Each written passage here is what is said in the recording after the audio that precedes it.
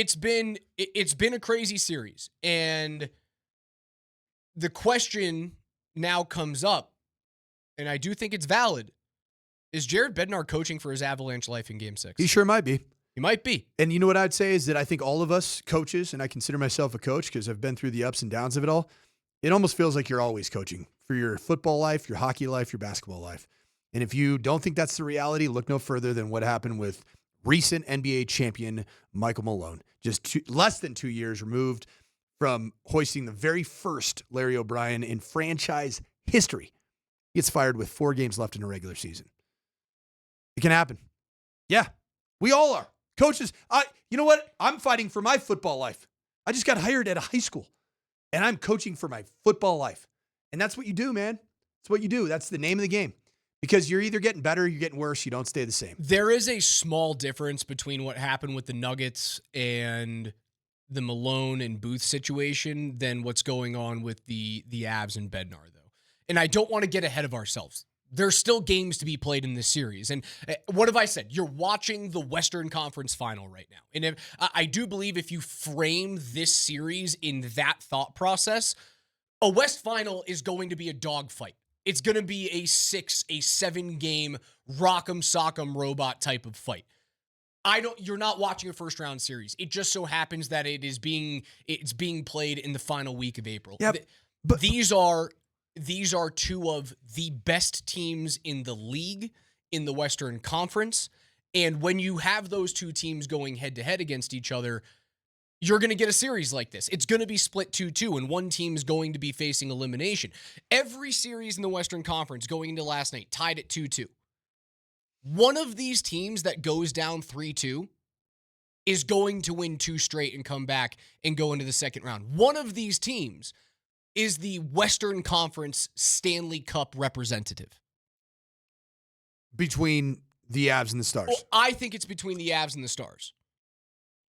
Throughout the whole West, I do firmly also believe that one team that goes down 3-2 is going to come back and win 6 and 7. Raj, I want to go back to the conversation about Jared Bednar. And I'm going to be fully candid that you, I think, have been fair. And I think a lot of our listeners at times think that our station in general was really hard on the Nuggets. And I would say that our constituents, our listeners, the viewing public in the state of Colorado has been very, very hard on the Denver Nuggets.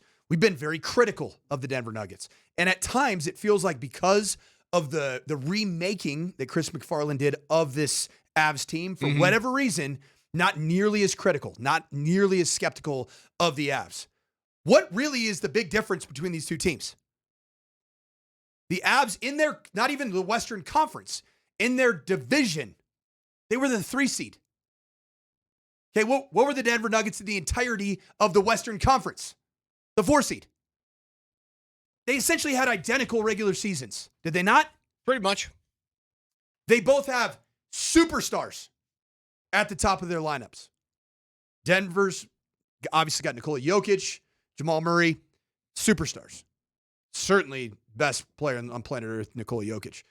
Avs have superstars, and you can just straight Nathan McKinnon, Cale Makar, Valentin Nichushkin. You got superstars. The reality of the situation, though, Raj, is this. If you do lose in the first round with this much talent, and you lose to a team that doesn't have their best D-man skating this entire series in Miro Heiskanen, and don't have their best offensive threat in Robertson, this is one of their major best failure. offensive threats. This is a major failure. Robertson is one of their best offensive threats. He's either if you get the version of Mikko Rantanen that they got last night, Mikko Rantanen is the best hockey player on that team. He was fantastic last night. He was playoff He earned his Mikko stripes. last night. He earned his stripes last night. He sure did. First time, really, probably in that sweater. He impacted the game, and he has a team-high 18 shots on goal. Him on the back check, in 5 man. games. Unbelievable. Yeah. Dispossessing pucks, being physical. He was a pest. I like Harley, that was too. Playoff. Thomas Harley's playing like 30 minutes a game, man. He's balling. If I'm hate the rest of the DeBoer, team, if I'm DeBoer, I don't upset the apple cart. If Heiskanen's ready to go, I don't know if I put him in just because they're playing well. If they lose game 6, then I throw him in for game 7. Yeah, I've been going over this. I do firmly believe he's coaching for his Avalanche life in game 6. If he wins game 6 and you go into game 7 and it's an all-out war and anything happens, and they happen to lose in game 7 to Dallas, but it is close, the reason why I go, you've probably done enough, is because, again, I have a wide enough lens to look at this series and go, it's not a first-round playoff series. It's not.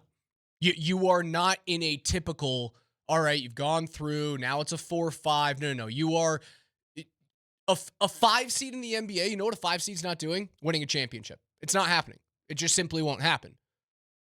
In the National Hockey League, a 4-5 matchup, you could see a Stanley Cup champion, but there's no such thing as a 4-5 matchup anymore.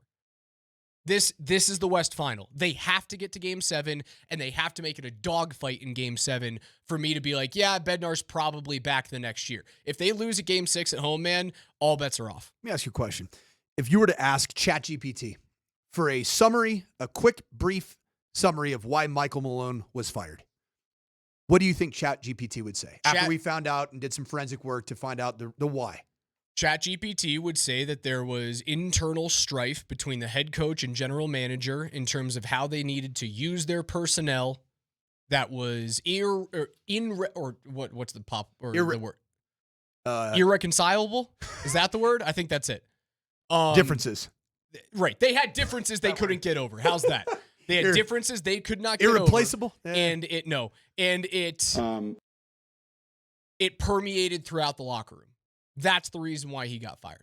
And Booth got fired. If Bednar was to get fired, what would ChatGPT say a week from now about, like, he lost 4 times in the playoffs to Peter DeBoer. So it'd be strictly results based. Yeah. Didn't lose the locker room.